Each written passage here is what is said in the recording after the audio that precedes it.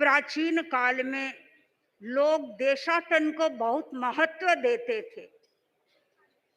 व्यापार करने के लिए लोग देशाटन जाते थे। एक दूसरे देश की संस्कृति को सीखने के लिए, जानने के लिए, समझने के लिए भी वे देशाटन करते थे। और कई महापुरुष ऐसे हुए हैं जिन्होंने यात्राएं की है। महात्मा गांधी ने दांडी यात्रा प्रारंभ की, विनोबा भावे ने भूदान यात्रा की, गणाधिपति गुरुदेव श्री तुलसी ने अणुव्रत यात्रा प्रारंभ की, परम पूज्य आचार्य महाप्रज्ञ जी ने अहिंसा यात्रा की और परम पूज्य आचार्य वर ने प्रलंब अहिंसा यात्रा की और अब अणुव्रत यात्रा कर रहे हैं। गांधी जी जब देश सेवा व्रत के लिए तैयार हो रहे थे, वे गोपाल कृष्ण गोखले के पास में पहुंचे और जाकर के कहा कि मैं देश सेवा करना चाहता हूं, मेरा आप मार्गदर्शन करें। गोपाल कृष्ण गोखले ने गांधी जी से कहा कि यदि तुम देश की सेवा करना चाहते हो तो उससे पहले पर्यटन करो, देशाटन करो, भ्रमण करो, गांव की स्थिति को जानो, लोगों को देखो, लोगों को समझो, उनकी प्रकृति का विश्लेषण करो और उसके बाद तुम देश सेवा के कार्य में लगना।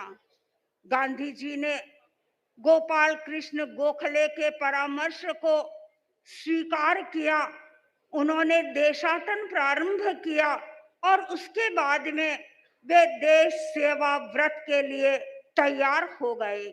मैं परम पूज्य आचार्य वर्ग को देख रही हूँ। आचार्य वर्ग का तो जीवन व्रत है देशाटन का। जब से दीक्षा ली तब से अब तक यात्राएं कर रहे हैं, परिव्रजन कर रहे हैं, भ्रमण कर रहे हैं। लेकिन कुछ कुछ परिभ्रमण परिव्रजन ऐसा होता है जिसका अपना एक विशेष उद्देश्य होता है। आचार्यवर ने 8 वर्ष तक यात्रा की और वह यात्रा एक विजन के साथ की गई यात्रा थी। आपने एक मिशन बनाया था और उसके साथ आपके चरण गतिशील हो रहे थे। यात्रा का मिशन था कि मुझे सद्भावना का प्रचार करना है और इस सद्भावना के कारण ही हमने देखा कि कितने लोग आपसे जुड़ रहे हैं। तेरापंथी लोग आचार्य वर्ग के पास में आए, कोई आश्चर्य की बात नहीं है, क्योंकि वे तो श्रद्धा से आ रहे हैं, संस्कारों से आ रहे हैं, अपनी विरासत के कारण आ रहे हैं। तेरापंथी लोग आ रहे हैं, जैन लोग भी आ रहे हैं। चलो हम ये मानेंगे कि आपको एक जैनाचार्य के रूप में देख रहे हैं, लेकिन जैनेतर लोग भी आपके पास में आ रहे हैं और आकर के मार्गदर्शन ले रहे हैं। यह तब संभव बनता है जब व्यक्ति का स्वयं का भाव पवित्र हो और वह सद्भावना की सौरभ से पूरी जगती तल को सुरभित करना चाहता हो। हमने देखा आचार्य वर्ग के पास में कितने कौम के लोग आते हैं। जब आचार्य वर्ग का बेंगलोर चातुर्मास था और हम देखते कि थोड़े थोड़े दिन के बाद में बताया जाता कि आज आचार्य वर्ग की सन्निधि में क्रिश्चियन लोग आने वाले हैं, आज आचार्य वर्ग की सन्निधि में सिख लोग आने वाले हैं, आज आचार्य वर्ग की सन्निधि में अमुक वर्ग के लोग आने वाले हैं। और जो लोग आते वे आचार्य वर्ग के व्यक्तित्व से प्रभावित होते और व्यक्ति प्रभावित तब होता है जब व्यक्ति के भीतर में पवित्रता होती है, निर्मलता होती है। हमने अभी अहमदाबाद का स्वल्प प्रवास आचार्यवर का देखा।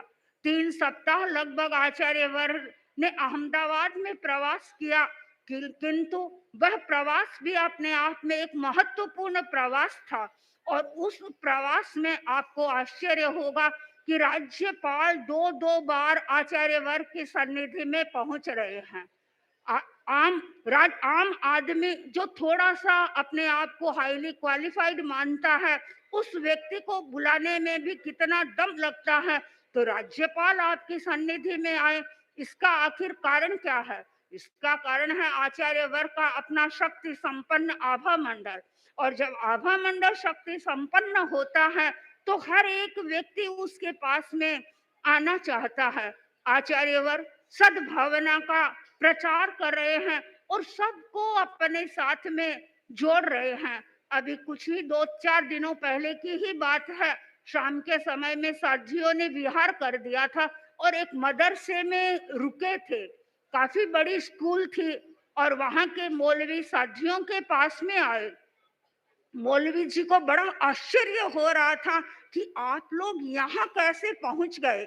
और जब उनको सारा आचार्य वर्ग के विजन मिशन के बारे में बताया गया और सद्भावना के बारे में बताया गया, तो उन्होंने यही कहा था कि यह सद्भावना की फीलिंग ही आपको यहाँ तक लेकर के आई है, अन्यथा हम और आप तो क्वाइटली मतलब अपोजिट हैं, अपोजिट डायरेक्शन में चलने वाले हैं। लेकिन यहाँ आप पहुंचे हैं, सद्भावना के कारण पहुंचे हैं।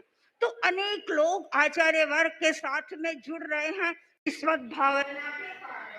आचार्य वर्ग ऐसा अभियान चला रहे हैं, वह हमारे संघ की गौरव को तो बढ़ा ही रहा है, किंतु वह देश की उन्नति में, देश के उत्थान में भी वह निमित्त बन रहा है। सद्भावना का विकास भी देश के विकास के लिए आवश्यक है और इसके साथ साथ में यदि नैतिक चेतना का विकास होता है तो सचमुच में देश अपने खोए हुए गौरव को पुनः प्राप्त कर सकता है।